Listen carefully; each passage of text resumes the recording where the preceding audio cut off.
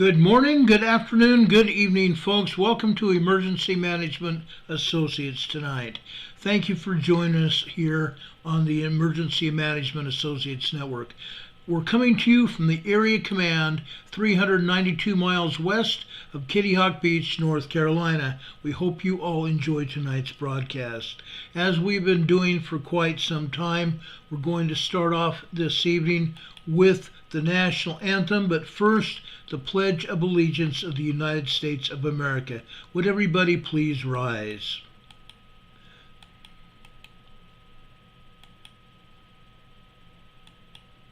I pledge allegiance to the flag of the United States of America and to the republic for which it stands, one nation, under God, indivisible, with liberty and justice for all. Now would you make welcome, straight from Washington, D.C., the United States Army Corps Quartet. Yeah.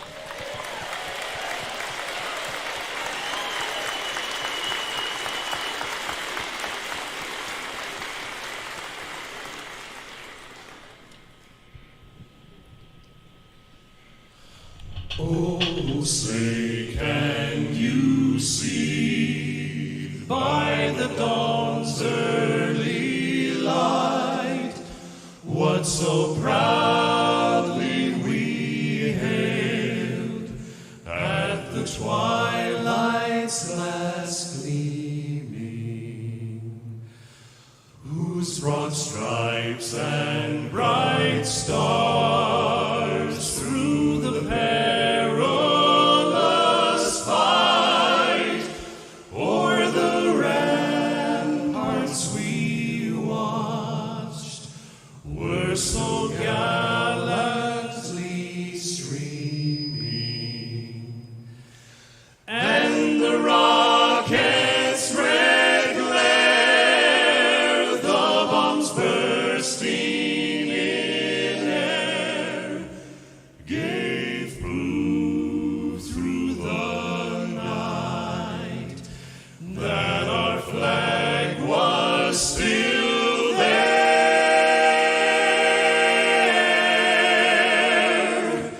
Oh, say does that star-spangled banner yet wave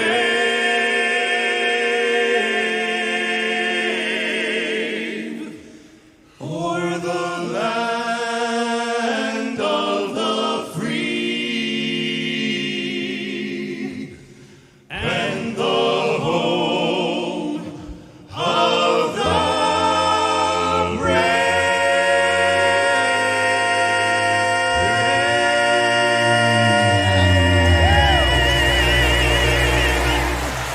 Oh yeah!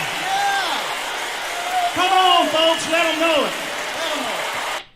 United States military, the United States military, the United States Army Barbershop Quartet, performing at the Barbershop Quartet Convention in 2015. The host of the Barbershop Quartet Convention gave us the Pledge of Allegiance of the United States of America. We appreciate all of our men and women in the United States military, wherever they may be, here in the United States or around the world. We want to also acknowledge our allies of the United States, wherever they might be. We want to welcome Sweden and Finland to the NATO alliance, who are also part of our allies. Let me say this about Sweden first. Okay? Sweden just joined us. Okay? Sweden and Finland just joined us. Why? For the longest time throughout history, Sweden and Finland have been neutral countries. They have not wanted to get involved in wars themselves. But because Russia has threatened them, guess who joined the alliance? Guess who became an ally of our country? Sweden and Norway, because they also wanted protection, because they had been threatened.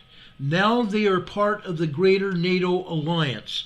Most of Scandinavia is now part of the greater NATO alliance, the majority.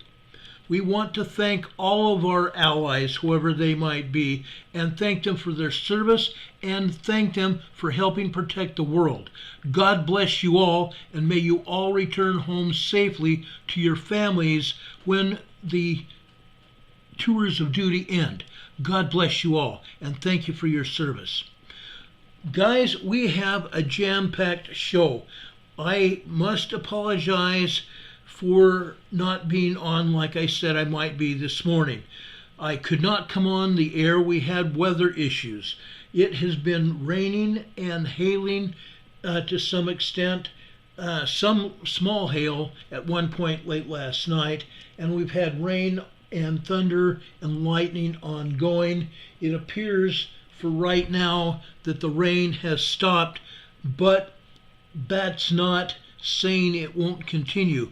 We have in the forecast rain through Sunday here.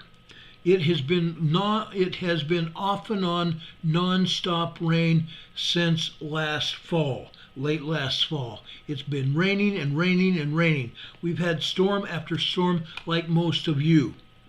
We have more storms ahead of us, all of us throughout the United States and around the world. Folks, please, I'm asking you, please get prepared.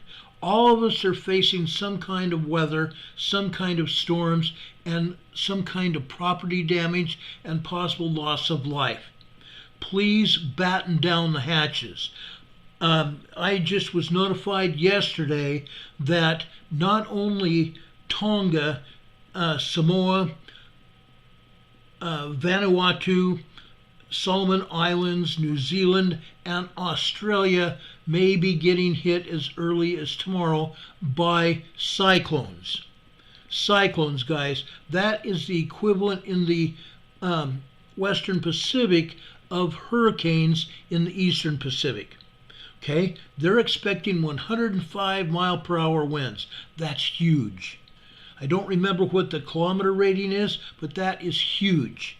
Okay, those are hurricane cyclone force winds and wind-driven rain and storm surge. We've talked about storm surge. I've shown you storm surge pictures when hurricanes have hit the United States. That's exactly what has happened before here in these islands and also over in Australia.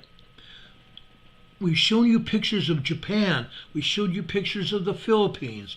All of these nations have been hit terribly, and also Korea. South Korea got hit. We talked about that last year, last summer, last fall. It's unreal. Storm after storm after storm, property damage and loss of life. Please get prepared. I have been talking about preparedness for years, literally years. As of just 4 days ago, we made our anniversary of 4 years of doing Emergency Management Associates, not just on this channel, but on the channel before this. We've been on the air 4 years talking about earthquakes, weather, preparedness, all kinds of disasters, shootings, and everything else. I want and ask all of you to be prepared. Please be prepared. Demon Catman, I want to thank Demon Catman again. He sent us some more information, and I appreciate that, and we will be sharing that with you either tomorrow or on Monday. Demon Catman is a great man. He's over in the Eastern England area. And by the way, guys, guess what? Off the coast of England, guys, guess what hit? An earthquake. A 4.3 magnitude earthquake hit off the eastern part of Scotland.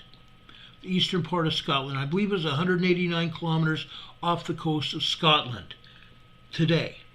It's incredible what has happened. If that had hit the United Kingdom, guess what? They would have shaken. It wouldn't have been deadly by any stroke of the imagination, but they would have gotten shaken to pieces.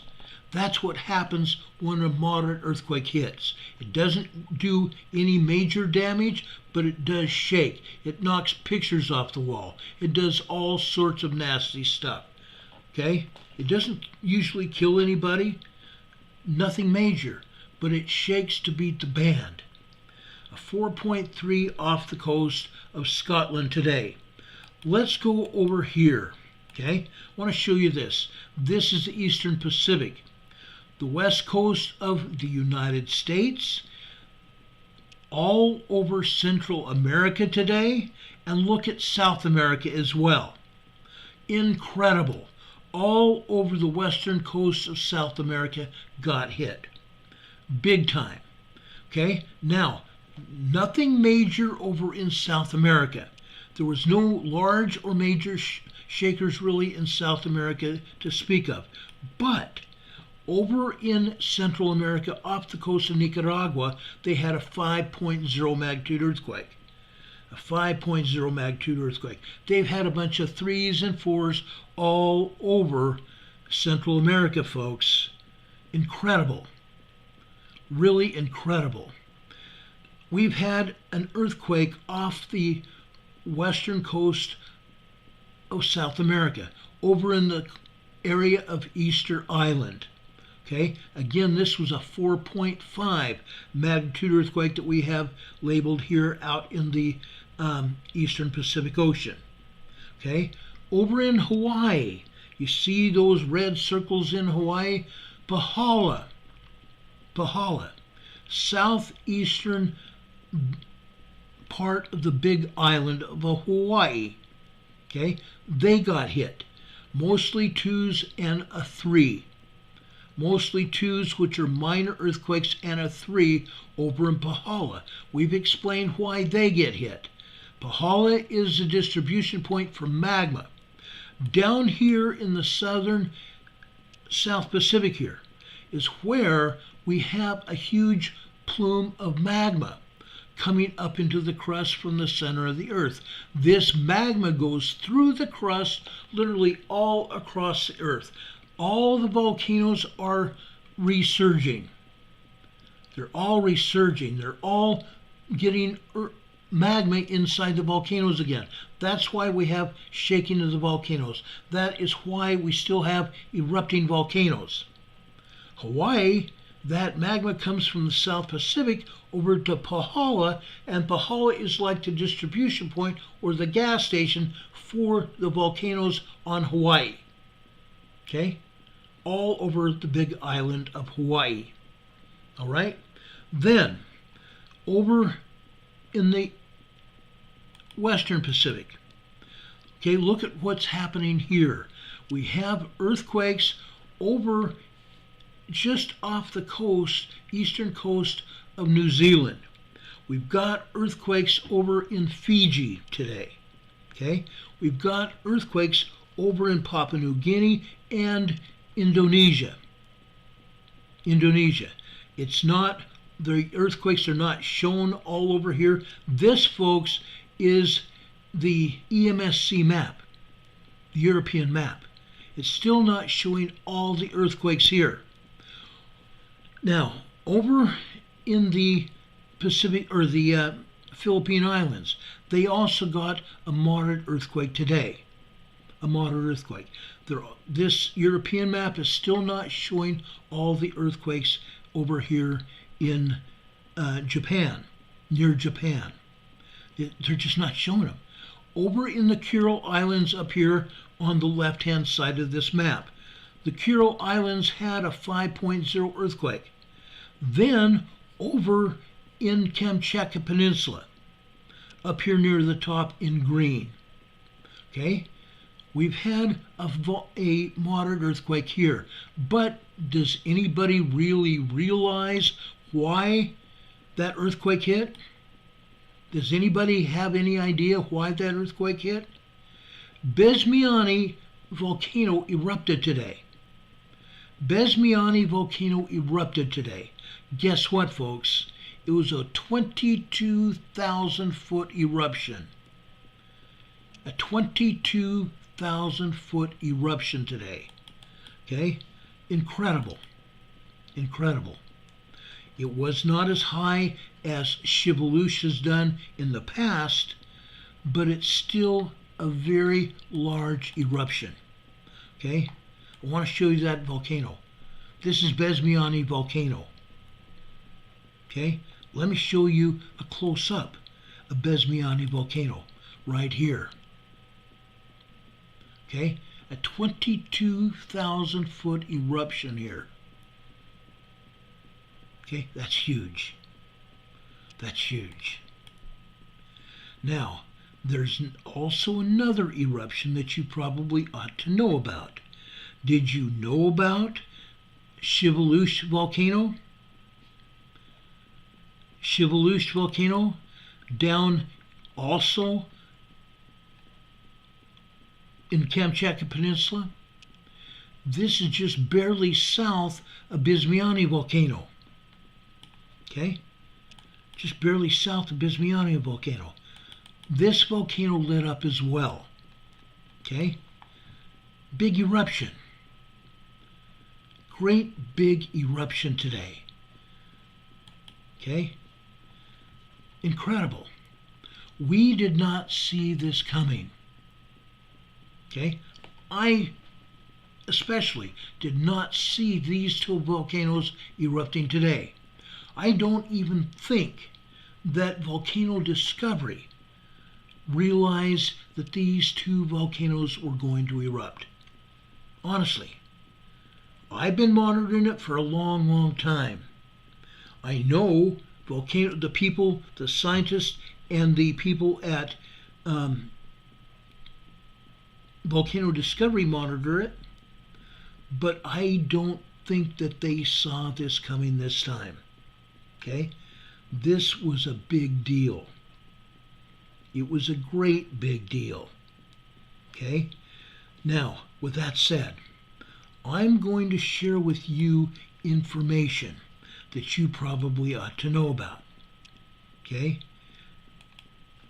Shiveluch volcano erupted today, and it erupted up to 13,000 feet, 4,000 meters high. That was Shiveluch. Okay? Besmiani was 40,000 feet, 12,200 meters. Okay? Now let me tell you about some other eruptions that happened too. Okay? It's crazy. It really is crazy. Down in the Ryukyu Islands, which are south of Japan, between Taiwan and Japan, Suwanese-jima, that's just barely off the southern shore of Japan, exploded today. An eruption of 6,000 feet high, flight level 0600. 6,000 foot high eruption at Suwanese-jima volcano. Down in Halmahera, Indonesia, central Indonesia, Dukono has been erupting, and it erupted again today. 7,000 foot eruption there, 2,100 meters. Okay? Then, do you remember us talking about Popocatépetl in Mexico? Southeastern Mexico, southeast of Mexico City? An explosive activity happened there today too. Higher than Besmiani volcano in Russia, Kamchatka, Russia. Popocatépetl in Mexico went up to 22,000 feet. 22,000 feet, 6,700 meters, 6,700 meters. Then north of there, remember us talking about Guatemala and Guatemala having moderate earthquakes? Today, Fuego volcano in Guatemala lit up as well, this time with a 15,000 foot eruption, 4,600 meter eruption. Then down in Colombia, down south in Colombia, it's in northwestern Colombia. Nevado del Ruiz volcano erupted at 15,000 feet today. 6,400 meter eruption. Flight level 210. Then we go south from Colombia down to Ecuador, right between Colombia and Peru. There's two other volcanoes that have been erupting there as well. Sangay volcano and Reventador volcano. Both of them also erupted up to 12,000 feet. But today in Ecuador, over on the southeastern side of Ecuador, Cotopaxi volcano also erupted up to 22,000 feet. A 22,000 foot eruption at Cotopaxi, Ecuador. And that's not the only one to erupt in South America. We go over to Sabancaya volcano. That is in southern Peru, just north of Chile. Sabancaya volcano erupted up to 22,000 feet today, 6,700 meters high, flight level 2200, 22,000 feet high. Incredible, guys. Incredible. These are the main volcanoes. There are several other volcanoes in Alaska that show signs of eruption. Signs of pre-eruption, I should say. Not eruption, but pre-eruption. Some of those are in the Aleutian Islands, and some of those folks are also in northern Washington. Northern Washington. Why am I talking about this? I want everybody to be prepared. I'm asking for everyone to be prepared. We may not get an eruption today, tomorrow, or next week, but it's coming. It's coming. Mount Redoubt in Alaska erupted this past year. It's been steaming off and on for a very long time. Several other volcanoes also have been steaming and have erupted in Alaska. There have been no volcanoes in Washington, Oregon, or California that have erupted yet. That day is coming. That day is coming. We've talked a lot about earthquakes. We've talked a lot about volcanoes. We've talked a lot about huge hurricanes. We've talked a lot about snowstorms. We've talked a lot about rain. We've talked a lot about flooding. And that is also going to happen. Heather just talked about 82 degrees temperature in California. Well, guess what? With all the snow in California and 82 degrees temperature in California, what is going to happen with the snowpack? What is supposed to happen with the snowpack? And then warmer temperatures in Utah as well. Huge flooding is going to happen in all of Utah. All of Utah. It's going to happen. Are all of you aware of it? Are all of you ready for what is going to happen? Emergency managers all over California are talking about this. Some television stations are talking about this. California, Oregon, Washington, Utah, Colorado, and points east have been talking about snowmelt. Okay? A lot of places have gotten hit this winter. A lot of places. Here along the south part of the United States and the eastern seaboard, we've had winter weather, we've had stormy weather. Okay? Some of us haven't had snow yet down here in the deep south. It's coming in the form of rain. We're getting weather in the form of rain. And it's cold out here today. Remember me telling you about 72 degree temperatures and 82 degree temperatures yesterday? Today it didn't get above 49. It's been chilly and it's been raining. Okay? All over the place. I want to warn you, floods are coming. I want to make sure that everybody is prepared for what is going to happen. Now, in that preparation, all of you need to be thinking about if you're near a river or a stream, or if you have a lot of rain flowing down your gutters and rain going down in the street, you may need to be thinking about sandbagging around your home. You don't want your home to be flooded. Side yards, backyards, front yards, it doesn't matter. You may need to think about sandbagging, and you need to be thinking about it now. As the flooding starts, there's probably not going to be enough sandbags available because the home improvement centers have not been stocking them. The cities may have some. You may have to go to your cities and ask for sandbags. And you're going to have to call your home improvement centers. You're going to have to call your cities. You may have to call other agencies to get sand to fill your sandbags with. Okay? It may take some hunting, but this is what you have to be thinking about it. Now, do you have enough food? Do you have food stored as we have told you? Do you have your emergency supply kits ready? Do you know what in your house that you want to have saved in case your house becomes inundated in floodwaters? Have you thought about what is happening with the U.S. and the world economies? Okay?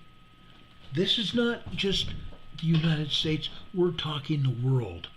Literally around the world. Are all of you ready? This is going to happen. Don Patoka says temperatures are going 10 degrees over normal the next couple of days. Okay? It's going to get warmer. It's going to get warmer rapidly. Are you ready? Kimberly Hopkins says our river, specifically the Sacramento River, is going to flood.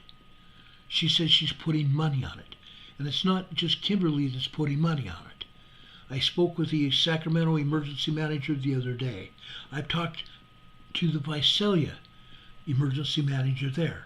I've talked to several emergency managers in California, Utah, Arizona, over into Nevada, in Texas as well, and Arizona and Louisiana, North Carolina, South Carolina, down into Florida.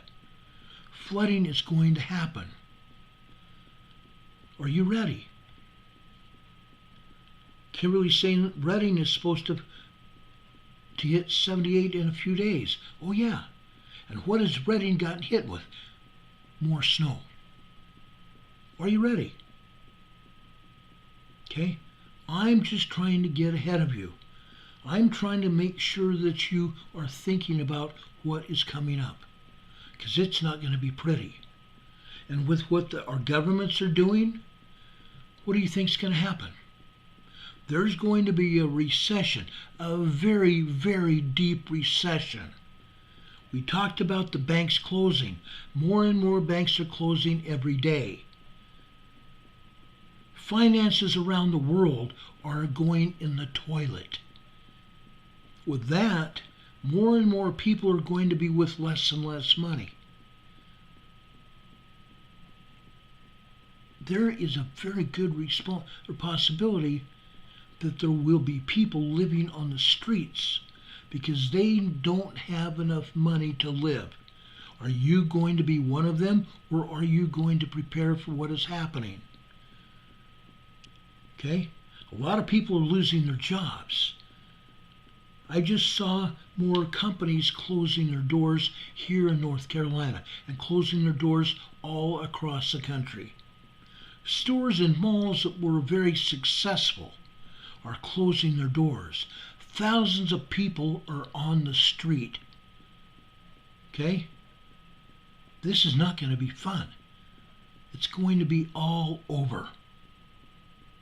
all over the world, all over the United States. Are you ready? Do you really realize what is happening?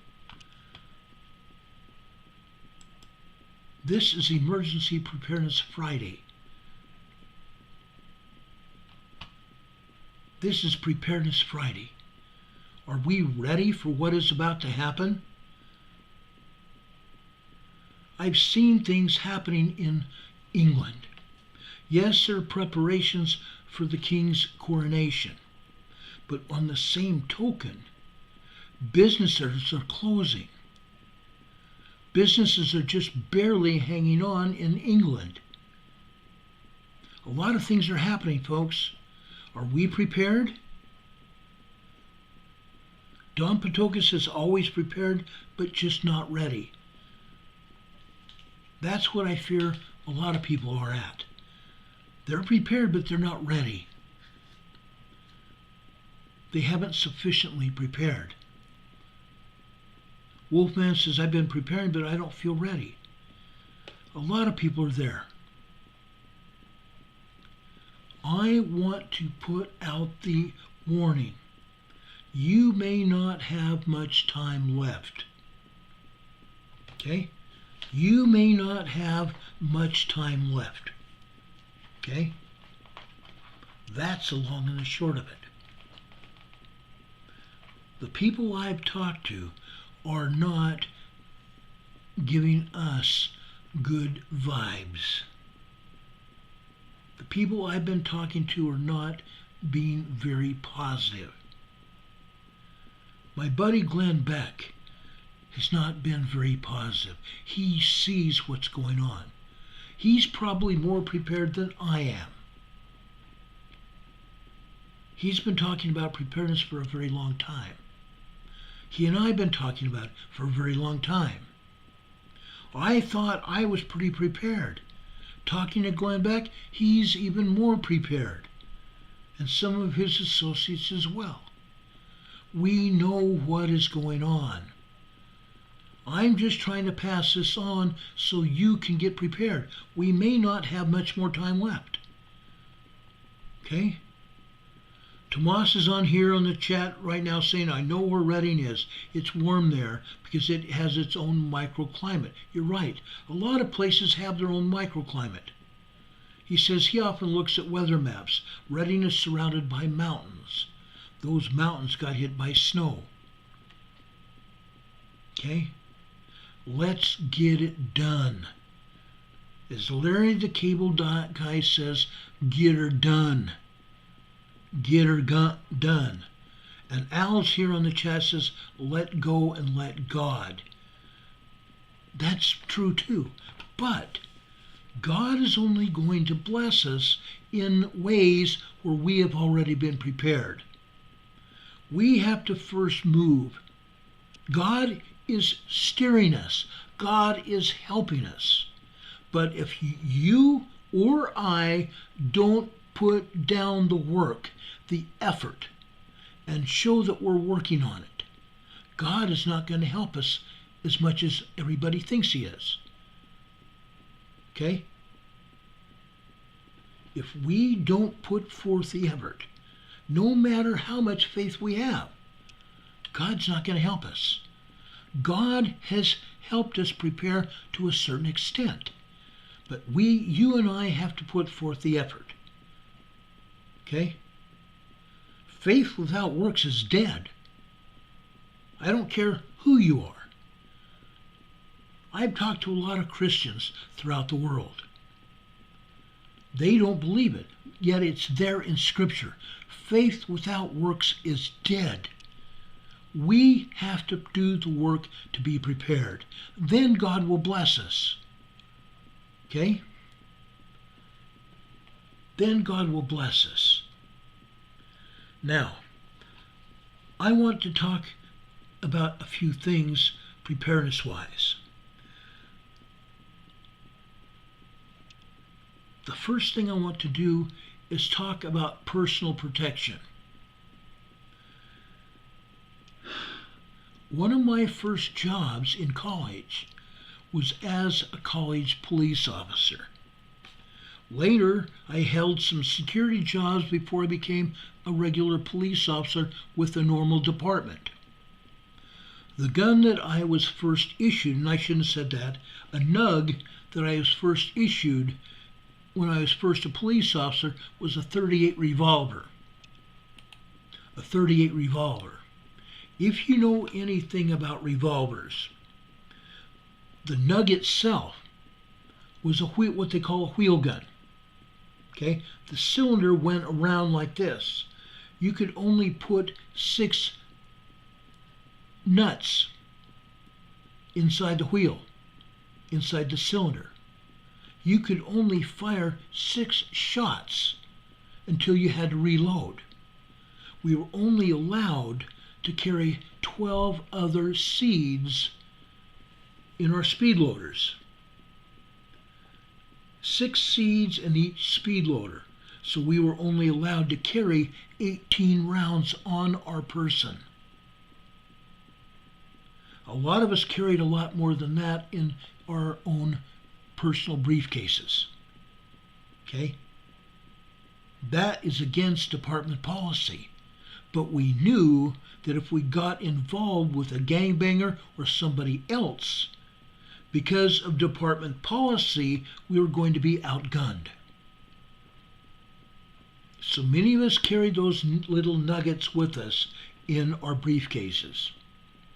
Then we talked the government, our department, into giving us a bigger NUG to help us be more prepared. This allowed us to carry now 48 rounds of ammunition. 48 rounds of ammunition, which we did. Okay? So I carried a 9. Okay? I was issued a Beretta, which I still have. Okay? Many of you that work for the government were issued Glocks. The majority of government law enforcement has Glocks. I don't personally like Glocks. I can't stand Glocks. And I'll tell you the reason. A friend of mine that was in the military got deployed to the Middle East. Since all the military had been issued Glocks, he thought he'd carry his own Glock with him. So he bought a Glock from me. I had a shop where he could do that. Okay? So I sold him one. So now he had 2 nugs with him at all times. In case one didn't work, he could go to the other. Let me tell you what happened over in the Middle East. Okay? Remember Desert Storm? He was over there in Desert Storm in the 90s. In Desert Storm, he was out in the middle of the desert in Iraq and Iran. And guess what? All the winds that blew sand, didn't it? They were literally covered in sand. They were covered in sand. A bad thing happened. What happens when sand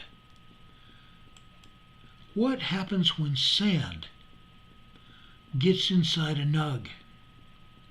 It basically renders it null and void. It doesn't allow the nug to fire. Why? In this case, the nug he had was a Glock. It was a plastic nug. Plastic and sand don't go well together. Even steel and sand don't go together. Well, because he had 2 plastic Glocks, guess what happened? One failed, so he put it back in his holster and got the other. And guess what? After a short time, it failed. You know what he did on the way home from the Middle East? He was on a ship. He took his personal nug out and threw it out into the ocean. Like I found out, the Glock is very ineffective if you're in an area that has blowing dirt and sand. I don't want to chance my life on something that is not going to absolutely work 100% of the time. So like him, I did not get any more Glocks. I told people, yes, I'll sell them to you, but I will have to order it. I don't own one. I still have a Beretta. I want to make sure that you all are ready. Okay? Now, after I left the government, I continued to carry what I have now, a Beretta, and I pretty much refused to try much of anything else. Over the years, I shot a lot of nugs. I became a weapons instructor when I was a police officer. I shot every kind of nug that exists, literally, rifles and shotguns as well. I have my own personal ideas on rifles and shotguns, but I won't carry anything plastic. Okay? I'm just sharing this information with you so that you can prepare on your own. You will be able to be ready yourself and won't have to go through what I did. I'm just trying to give you information here. Okay? That's what I'm trying to do, is share my own personal experience with you.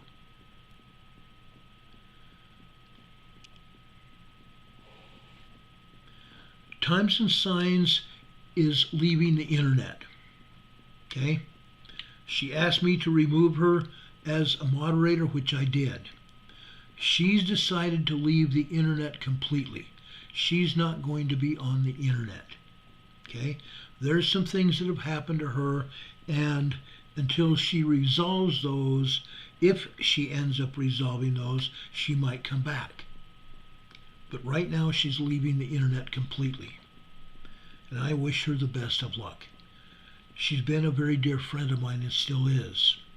She and her husband are very dear friends of mine. And I hope we can stay in contact. Okay? She said she's hated her neighbor. Her neighbors have done a bunch of, what shall I say, not good things. She claims to be a Christian, and she's going on. She's moving away from it. That's what I'm saying. I wish her the best of luck. And her husband, Rupert. Those two people are wonderful, wonderful men and women. Man and woman, I should say. If you can count on anyone, it will be them. I hope she comes back. I pray that we can continue to be friends with her. She's a great lady. Tony says in the chat here, she says she loves her 380 Ruger and her 357. I also have a 380, okay? I have a 380 Bursa as a backup nug, okay? It's always loaded. It's always ready to go. I will always have that around somewhere. If someone thinks that I may not be ready, they need to think twice. They need to think twice. Times and Signs says, I am completely honest, I need to repent. Now, Times and Signs, all of us need to repent. I need to repent. Everyone needs to repent. We do this on a daily basis. We have to repent on a daily basis. No one is perfect. Wolfman says, I'm so thankful we don't have neighbors at this point. I have neighbors. Fortunately, my neighbors are civil, very good people.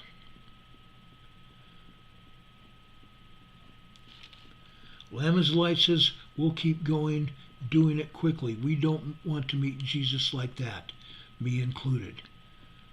I don't want to meet Jesus either until I fully repented. And I repent on a daily basis. Okay, I don't want to harbor ill will towards anyone at this point in time. The only one I harbor ill will at is trying to destroy our country. And there's about a handful of people that need to go away. Okay? They need to resign, or they need to just be taken out of office. They need to go away. Okay?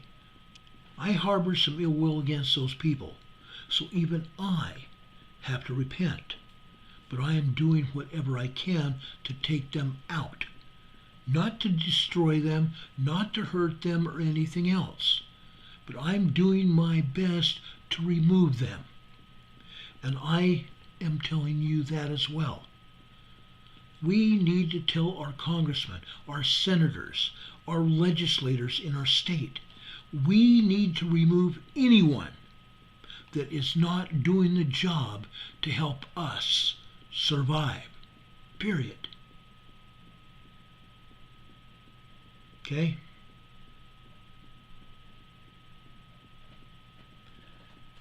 Anyway, times and signs, I wish you nothing but the best. Okay? I'm sorry for what's happened to you. Let's try to be civil. Let's try to forget what's happened in the past and move forward. Get away from the trash. And I'm urging everybody to do the same. If you have trash around you, do your best to stay away from the trash. Okay? Leave if necessary. I know in some cases it's hard, but leave. Okay? Leave. Times and Signs says she's trying to find a new place with her husband. I'm praying for that. I hope you guys do. Blessings to you and all of your family, whom I love very dearly. God bless you all. Now, getting back to what was talking about here. After I left the government, I continued to carry the same brand that I had when I was with the government. The same kind of nug. Okay? I keep it clean. I keep it ready. Now I'm trying to save on seeds for my nug. I don't want to expend any ammo in practice anymore. I'm done practicing. I used to tell people you're never done practicing. I can't afford to practice anymore. I don't think anybody can. I was going to the range minimum, using 50 seeds every time I went to the range. And then I paid a $20 range fee, and those range fees are going up and up and up. Okay? Please, folks, yes, do some training if you've never had a nug. If you get one, you need to have training. I'm promising you need that to defend yourselves.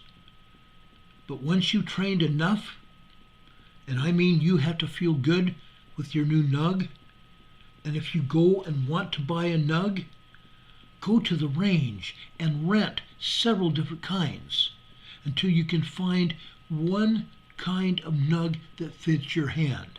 One nug that feels good to you. Do not ever buy a nug that doesn't feel good to you. That is my first and only advisement for anybody that wants to get themselves a nug. Rent nugs until you find one that feels good for you. Okay? Take it to the range. Fire it. See what it feels like. If you go and check out a weapon, okay? When you're out downrange, pointing it at the ground, okay? Without it being loaded, make sure it fits in your hand. Make sure it feels good. Dry fire it. Dry fire it a few times and make sure that the trigger is feeling good in your hand and your finger can adequately pull the trigger without much effort. If it fits good in your hand and you can fire it reasonably, test it on the range. Do not ever buy something that doesn't feel good in your hand and you can't hold it straight out in front of you without shaking. If it's too heavy for you, don't buy it. You won't be able to use it. And if a bad guy sees it shaking in your hand, you're toast. You'll die. Because that suspect will take it away from you and use it on you. You have to stay one step ahead of the person. Please do that for your own safety. I have many buddies of mine who are former law enforcement that have done the same thing I have. Okay? We all were stubborn. We did not want to change from how we had been trained, the weapons that we had been trained with. Okay? But whatever weapon your organization chose may be the weapon that you want to use, and there's nothing wrong with that. But, as I said, I would not want anything that's plastic. I would not want anything that is plastic. If you get in a firefight and the nug doesn't fire, it's worthless. And then you might as well kiss your butt goodbye. Because you're not going to be able to protect yourself. And you may die trying. I'm trying to give you hints on how to self-protect yourself. Protect yourself. I said it double, almost backwards. Protect yourself. Do what you have to do to protect yourself. Okay? Some things, Linda Covington says, good self-protection for a woman is from Byrna, B-Y-R-N-A. Okay? Checkout available in all states, unlike some devices. Okay? That's the other thing. Some places don't allow a particular kind of nug. Okay? But you're still able to get one. In most places, you're still able to get one. I think Chicago and New York are probably the only places where they strictly prohibit nugs. And I think New York just changed. But Chicago, their laws are so bad, it's not funny. There's a reason that Chicago Police Department officers are leaving. They're leaving in droves because, one, they're not allowed to protect themselves because a former mayor took that away from them, and they don't have enough officers because people have been leaving and going to other departments that allow them to protect themselves and allow other officers into their department to protect each other. If you don't work for a department that allows you to do what you have to do to protect yourselves, you need to be someplace else. Plain and simple. As a former police officer, if your department does not allow enough people to come into your department, if your department has lost so many people, there's a reason for it. And I would get the heck out of Dodge as well. I just read again the other day. More and more police departments are leaving. The officers are abandoning their departments. Another one here in North Carolina, the second one here in North Carolina, walked out. This one walked out. The police chief gave his resignation and told the mayor of his town here in North Carolina that he and every one of his officers are giving the city immediate resignations, walking off the job. That means the sheriff's department governing that county has to send in additional people to help protect that town now, because they're without a police department, because the city does not give them adequate protection to protect themselves. That's what bad politicians do, and that's what happened in that town. They got a bad mayor, and as soon as that mayor got a little power, it went to his head. These politicians are getting police departments to the point that they can't do their job. Okay? Defund the police, they've said. Defund the police. Oh, really? What happens when you do that? Antifa comes in. The gangs come in. And your town is toast. Okay? If you can't protect your town, you're toast. If people live in towns like that, you need to think about either getting rid of that mayor or the politicians that have put you in this situation, or get out of Dodge yourself. Okay? I'm just telling you. Lamb's Light is in Asheville, North Carolina. I know who is in Asheville. I know what happens in Asheville. I've talked to enough police officers that have been there.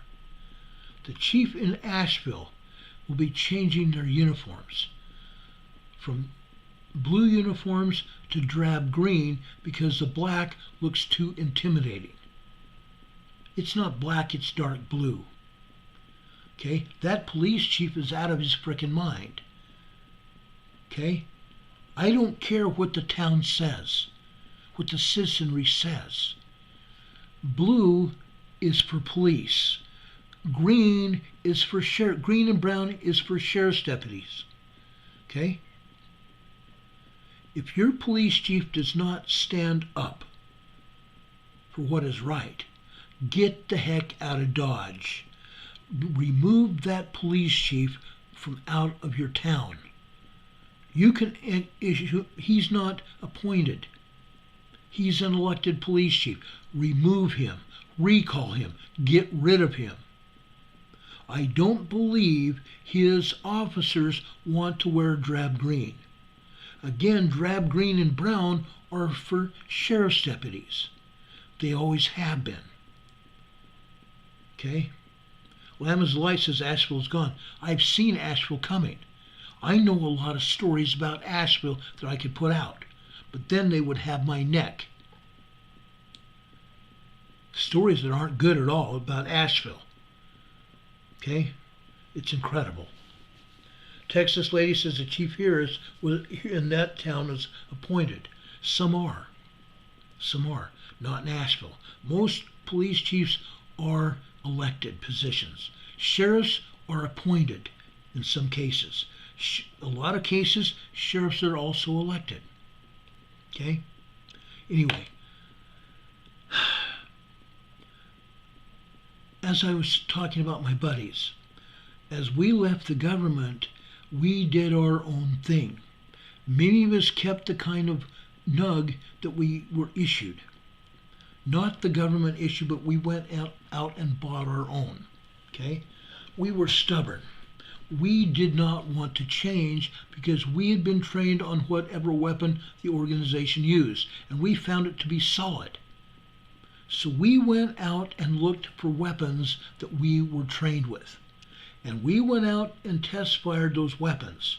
Even a weapon you go out and buy that's the same kind of weapon, if it doesn't function like you want it to, get rid of it. As I said, you can rent them. You can rent them. If it functions like your duty weapon did, oh, buy it. Absolutely get it. That way you have something that not only feels good, but works sufficiently to do the job. Anyway, going forward, I was stubborn. Finally, I wised up a bit, and started training with all different kinds of nugs. Okay, that's what I did. Again, I was an instructor. And when I became an instructor, they made us fire all kinds of nugs that were made. That way, if we were ever faced with whatever that other guy had, we knew what we needed to do. We knew how many seeds that particular nug had and how fast it could fire and what we could expect from the other guy. Okay? But we also knew if we captured that nug, we might have to use it to defend ourselves. That's why when we became instructors, we instructed on every kind of nug. Okay? But I wised up.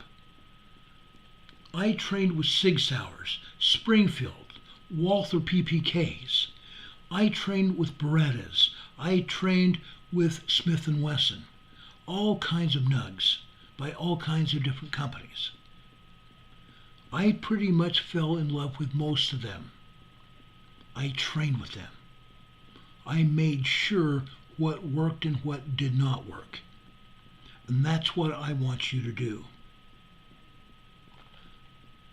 With the Glock, this is my own personal feelings about that kind of nug. Okay? I don't believe that Glocks are a great nug. I don't own them. My brother has a Glock 45. He likes it. He has his own reasons. You can build a ghost Glock. Some people do that, but I would not do it. It's more important that we don't get too stubborn like I was. You must be willing to try out several different kinds of nugs to protect yourself. Richard Smith says Browning. A Browning bar would be really nice. Again, Richard, you're probably right. I've shot that one. It's a good one. What is good, you must go with. Okay? Go with what you know best, what feels good to you. You never know the nug you thought you'd hate. You never knew that the nug you thought you hated would be something that you would be willing to try out. Okay? You never knew that the gun you thought you'd hate just might end up being the kind of nug that you should shoot the best with. Let me repeat that. You never know when the nug that you thought you hated just might end up being the nug you would shoot the best with.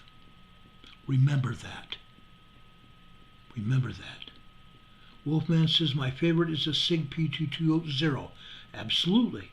It's a great one. Michael McKinney says, I want a CZ75. Oh yeah, why not? If it feels good and you like those, get them.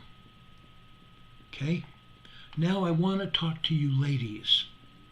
This is especially important for the ladies in your life. I know a lot of women whose husbands told them a certain gun was the only way to go, and the women hated shooting it. Once they went to a range and rented a bunch of different nugs, they were able to find a nug that felt good in their hand. They would actually be able to conceal carry it. That's important. So, today as I head out to the range, I'll be bringing some of my nugs with me. Those are the nugs I'm willing to trust my life with, that I can shoot well with. That's what I'm asking you to do as well. Get nugs that you're willing to trust your life with. Getting nugs that you can shoot well with. Now, while I do have favorites and you have favorites, I'm open-minded these days to give all nugs a try, since you never know what will happen, and I encourage you to do the same. Now, when I say that, I'm also asking you to be careful, to be very careful. The reason I have what I have is most of my friends also have the same kind of nug. Some of them not the same company's nug, but it's still a nug 9mm. I'm not going to say it like I usually say it. A nug made by Sig Sauer, or a nug made by Walther PPK gun, okay? Or any other kind of weapon. You need to have something similar to what somebody else has in case you run out of ammunition and someone else can throw you some ammo. Someone else can throw you something you can shoot as well, and vice versa. My partner and I always carried ammo with us on our duty belt, in our nug, and also in those briefcases that we carried, just in case we got in a firefight and ran out of department issued ammo. I want you to be careful. Richard Smith says everyone has to have a blunderbuss. Oh yeah, LOL. I'm just asking you to be careful. Richard Smith says I have a red 9 broom handle. Yeah, I know what you're talking about. Don Patoka says I prefer a Luger 9. Mickey Mike, but they're out of production. Oh yeah, I know. Unreal. They went out of production a long time ago, actually. Just be careful, guys. Just be careful. Now, I've given you my excuse for why I have what I have. But you need to convince yourself of what you need to have, what you want to protect yourself with. Something that will protect you. Okay? I know a lot of people keep trying a lot of nugs. A lot of people have a lot of nugs in their home. That's fine. Don't advertise it. Don't advertise what you actually have. Number one, Big Brother's listening. Number two, you don't want to tell everyone what you have to advertise it. You don't want to meet Big Bad Buddy out there and have him know everything. Be quiet. Be safe. Be safe. Either way, it works for you. What I do works for me. What you do works for you. Linda Covington says, the ladies NRA, great training for women. I agree. The NRA has great NUG training. Great. I used to be an instructor. And actually, I probably still could. Even though I have not been an instructor on an ongoing basis a lot, I haven't forgotten anything. And I'm probably just as experienced as anybody out there. Okay? Be safe out there. Do what is good for you. Don't necessarily listen to everything I've even said. Take it with a grain of salt. Do what is good for you. I'm giving you some advice. That's it. Okay? That's it. As a former law enforcement officer, I'm giving you information to help protect yourself. Okay? That's it. Now, I have something else I want to share with you before this evening's through. Okay? I want to tell you something else that might save your life. Okay? I want to talk about 72-hour emergency preparedness plan. A 72-hour emergency preparedness plan for absolute beginners. People that have never done it before. I still believe there are probably people here in this chat, here on this channel, that are not prepared. People that have listened to me but have not done anything themselves to prepare. Why am I saying that? Because I know for a fact there are people that haven't done it. I've seen it happen in the past. And then they come to me and say, Ron, what do I need to do? Something's happened. That's it. That's why I'm saying this again. And I will continue to say it. Lisa Lee says I keep a can of wasp spray at my door and in the patio at the table. That might be fine, but don't use it on a bad guy. Do not use that wasp spray on a suspect, on the other guy. Why? You spray it in his face, her face, and they inhale it. It goes down into their lungs, in their esophagus, and burns, causes bodily injury to them. Or in a case that I've talked about before on another program, and they die of chemical-induced pneumonia, you're going to jail. You're going to jail. Do not pass go. Do not collect $200. Be careful with what you have. I've seen it happen. I've seen it happen. It's happened twice in San Diego. It's happened other times all around the United States.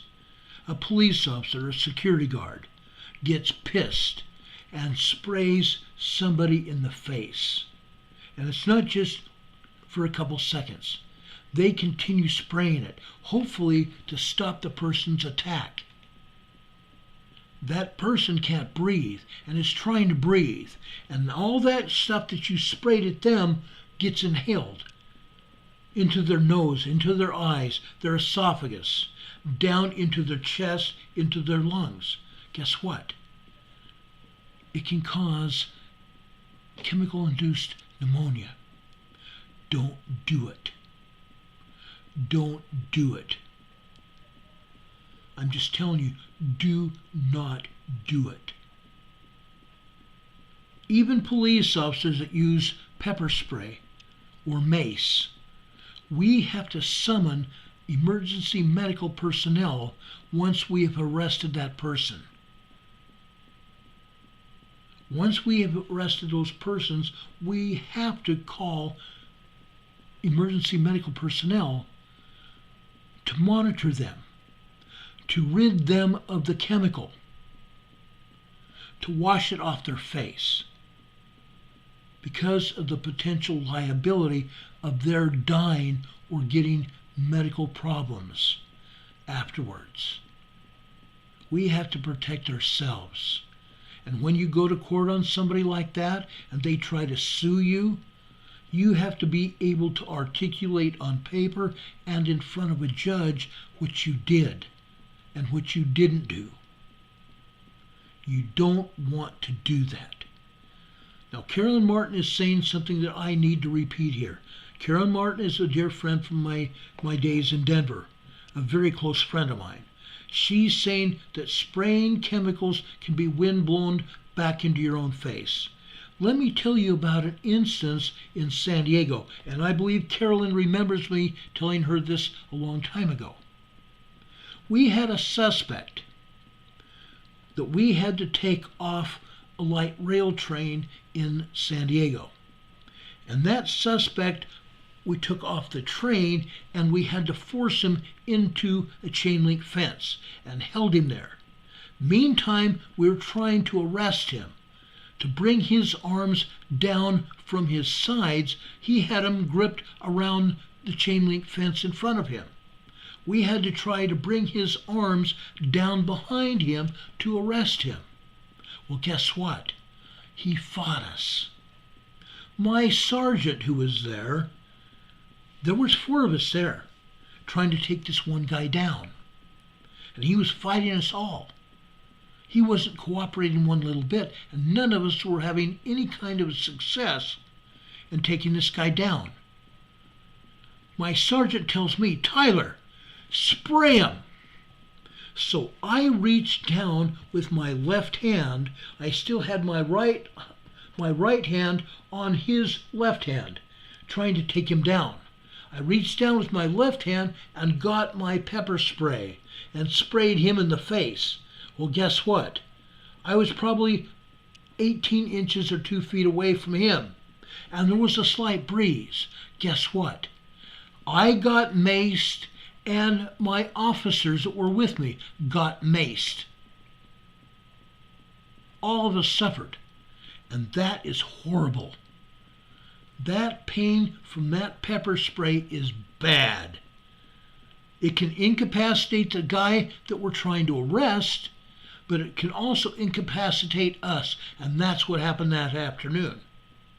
We all were affected by that same blast of pepper spray that I put directly in front of that suspect. Now, yes, later, after something else happened, we were able to take that guy down and arrest him. And then a bunch of other things happened after that that I don't want to even get into right now. I will personally share things with you that happened. It wasn't funny. It wasn't even hilarious. It was serious stuff that happened that day. Bad stuff. But pepper spray can come back and incapacitate you, incapacitate others. Use it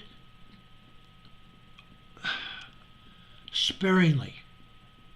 Use it sparingly. You don't have to sit it in front of someone's face and empty the canister. Don't do it. It only takes a second or two. Blast. And that's it. That's it. You don't have to keep spraying it at somebody. If you have to, guess what? You're going to go to jail. If they get sick, you're going to go to jail. Not only that, but if it doesn't incapacitate that person, it's not going to. Why? Because that person's probably on drugs. That person is probably on drugs. If they're on drugs, that pepper spray is not going to do squat. Okay? Dee Dee is saying that pepper spray can be used to repel off-leash dogs. Yes, it does work. But if they have too much fur around their eyes and nose, guess what? It's going to be ineffective even on dogs or cats. You got to be careful. I know exactly what I'm saying. I have been an instructor. I'm giving you valid information. Please, please use it as you see fit. Richard Smith says, these are people that can break cuffs as well. And yes, I've seen that happen as well. I have in fact put 3 sets of cuffs on one person. I have put 3 sets of cuffs on one individual. I've also hogtied individuals, which you're not supposed to do anymore. I have hogtied them, lassoed their hands behind them, and then bent their feet towards them and lassoed their feet together like a stuck pig or calf roping in order to control someone. I've done that. You got to be careful when you do that too, but you're not allowed to do that anymore. Okay? I'm just saying, I'm trying to tell you something that might help you. Carolyn Martin says she's got a grumpy old German Shepherd from the pound. She scares everyone and loves her. That's wonderful. She's perfect protection from intruders. Carolyn Martin's my age. We're the same age. Carolyn Martin's good people. She's someone that I care very much about. A wonderful lady. Be prepared, guys. That's all I can say is be prepared. I'm giving you hints of things that have happened to me so that you could use those experiences to your advantage. Okay? Now back to bug out bags and preparing yourself for 72 hours. Okay? FEMA used to tell everybody to have 72-hour kits. Now they're saying 2 weeks, 2 months, 2 years. That's what they're telling everybody. What I'm telling you, get at least a 72-hour kit. Then move towards 6 months, worth of emergency supplies, food and everything else. Then work to a year. Once you get a year, work to 2 years. That's what I am saying. But the first thing you need to do, the very first thing you do, is prepare for smaller scale disasters that may or may not last longer than 72 hours. That's why it makes sense to at least have a 72-hour kit. Now, I'm going to tell you, most disasters are going to last a lot longer than that. You need to be prepared for that as well. But to successfully pass what I am telling you, this class of 72 hours, you need a DIY, a do-it-yourself bug-out bag, a BOB for short, a DIY first aid kit, FAK, FAK for short, a bug-out location. We've talked about bug-out locations for time in memoriam now. I'm going to tell you that you need at least 3 bug-out locations, and you need a map with 3 outlined, separate and distinct bug-out evacuation routes. Okay? You need a bug-out location, you need to have 3 of them. You need 3 separate, distinct bug-out locations. 3 separate and distinct bug-out locations. Okay? You need a bug-out vehicle. You need a vehicle that you can leave with. You need to at least keep your vehicles half full or better. At least half full. Never, ever get it below half full. Fill up your vehicles. Keep them running. Keep them maintained and keep them running. Now, I want to talk about a few basic survival skills and a few specialized for urban scenarios. If you, excuse me, if you live in a city. Okay? General physical preparation. GPP. General physical preparation.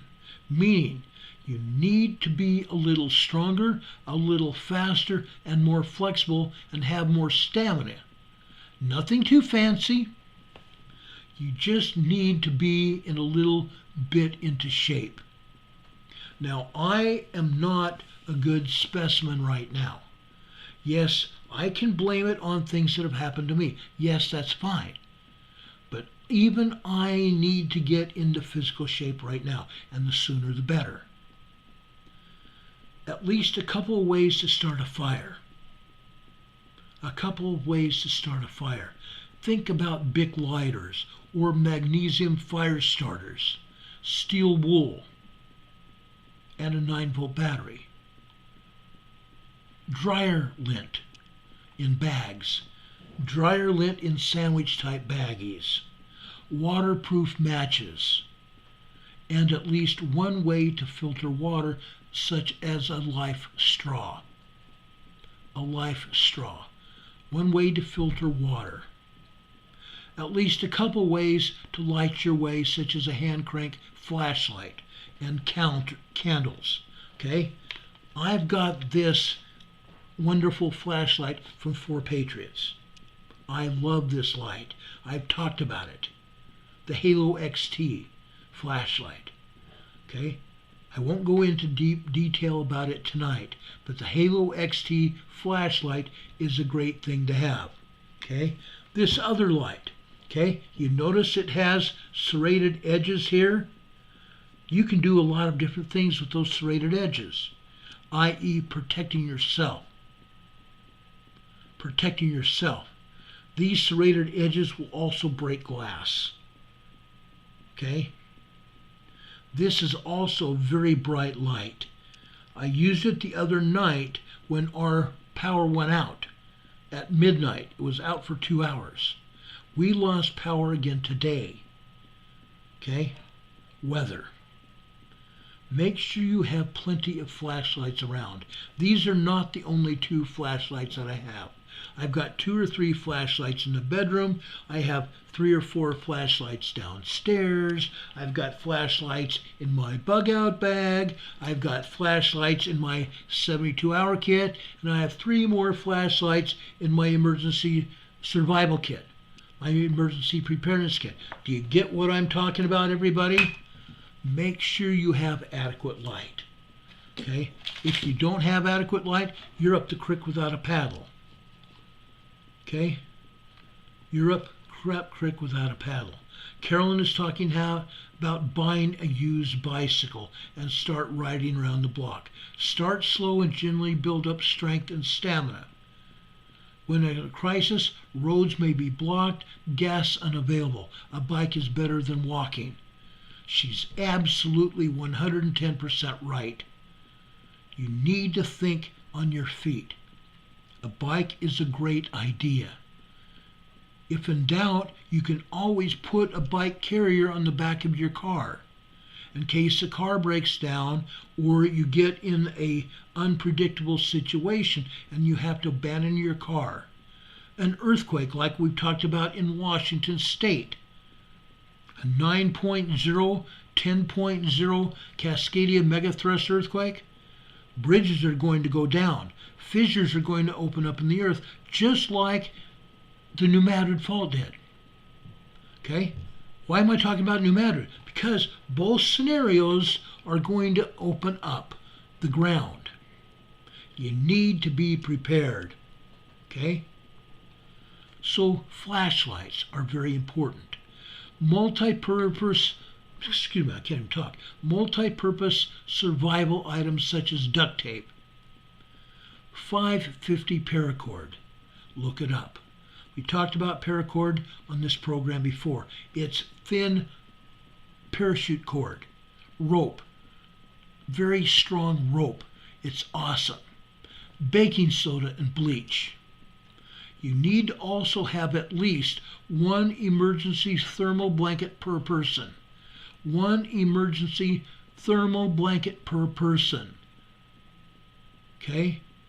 Emergency thermal blankets are wonderful for keeping your body heat around you in case of an emergency. You don't want to become hypothermic, losing body heat.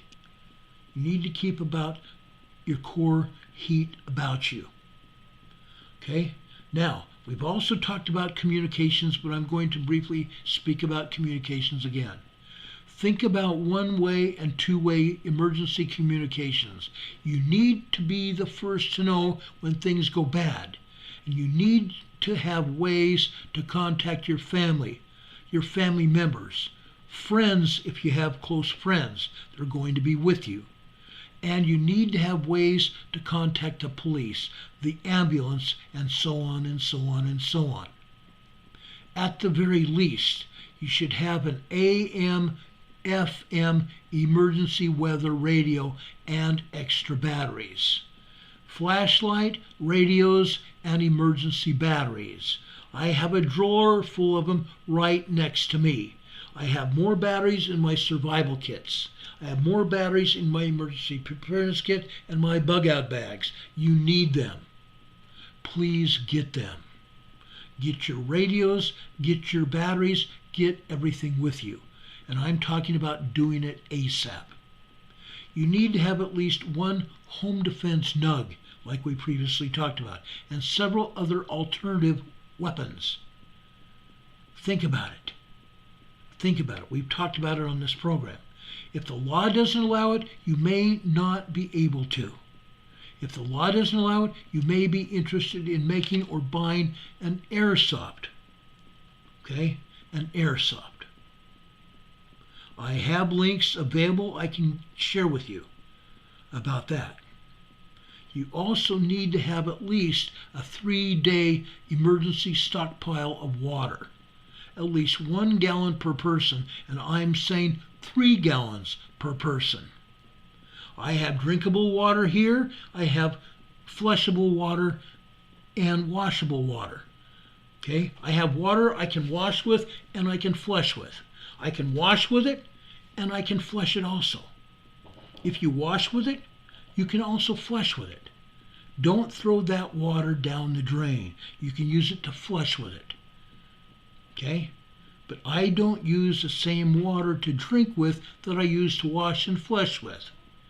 I keep spare water around, and I urge you to do the same. Have a 72-hour stockpile of food. Consider at least 2,500 calories per person per day. 72-hour stockpile of food. Consider at least 2,500 calories per person per day. Again, okay? I've talked about this before.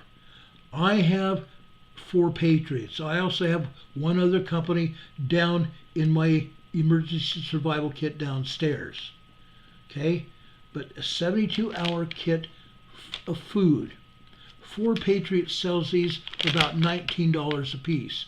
Right now, if you call 4 Patriots and you tell them my name, I believe that they'll give you at least 2 other packages of 72-hour kits along with this. Okay? Call them, use my name, and see what deals they'll give you. Okay? You can call them. Okay? This is the telephone number. The number is 800-607-0943. 800-607-0943. 4 Patriots. I love their food. I love their other products. I showed you that Halo XT flashlight. I've got batteries, solar batteries, and also solar panels. Okay? I've got a lot of things from 4 Patriots. They know me. Please take advantage of this. Okay? I'm only telling you this so it will help you. Okay? Have a 72-hour stockpile of food. I have a lot more than that. Don't forget your pets. Please, folks, I beg you, don't forget your pets. Okay? Please do not forget your pets. Okay? Don't forget your pets. How many times do I need to say that? Don't forget your pets. Okay? All of this information is important for you. That's why I'm showing it for you here. Okay? I want to make sure you have what we have. I want to make sure that you're going to be taken care of. I would not tell you this unless it was absolutely important. Make sure you have what is necessary to survive what is going to happen. And please do not forget your 4-legged friends, whether they be cats, dogs, 2-legged birds, hamsters, or anything else. Make sure you have enough food ready to survive yourself. Okay?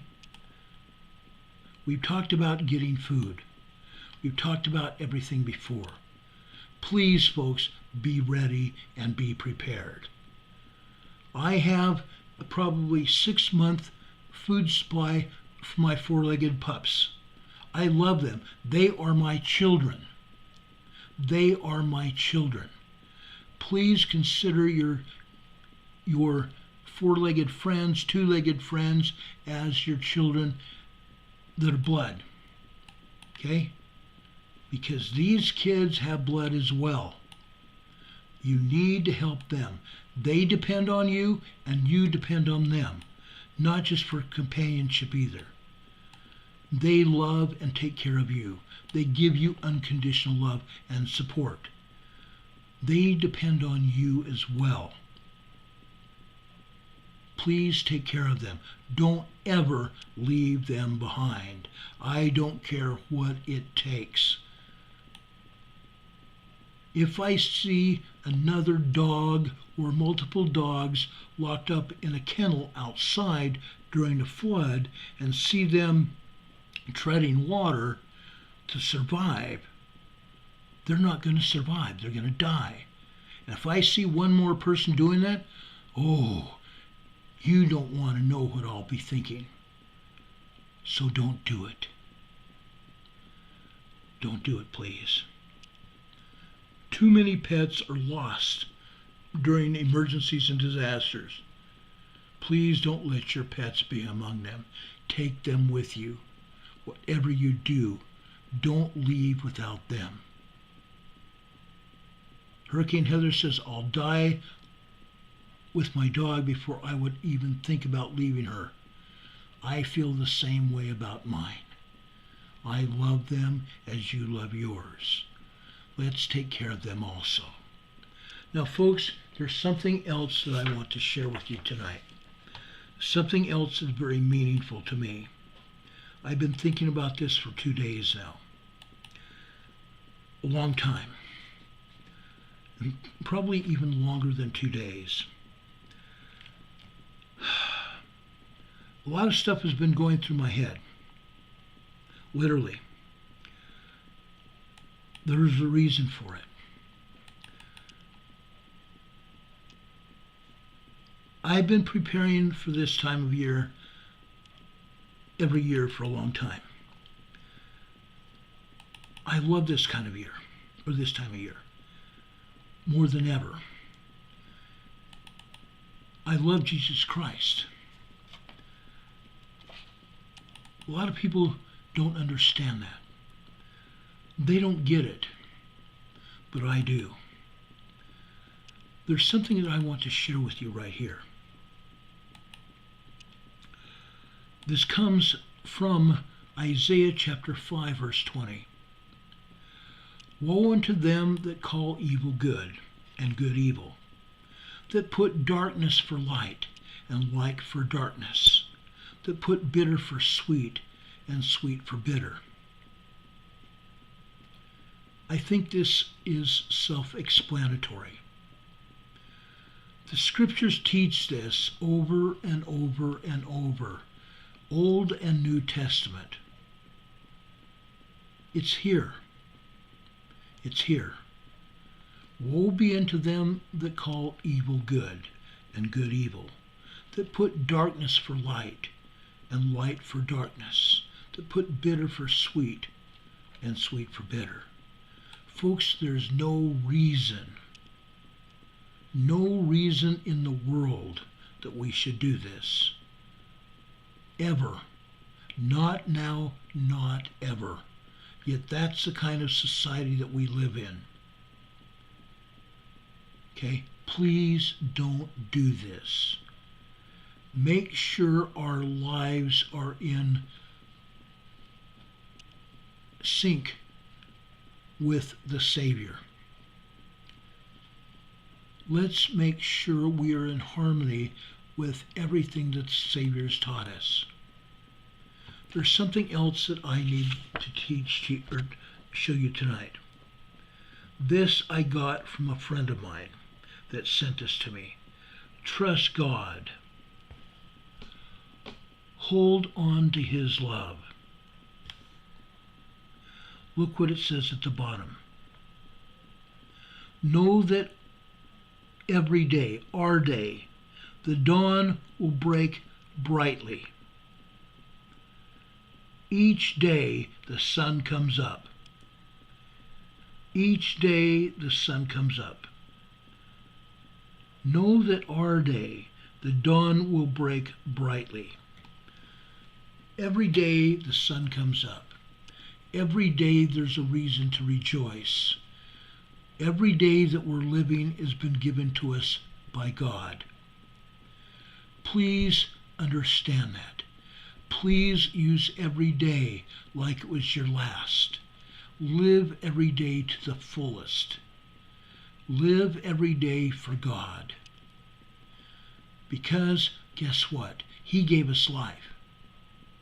He gave us the opportunity to come here so that we could serve Him and return to Him when our mission has been completed. May God bless us to this end. May God always be with us.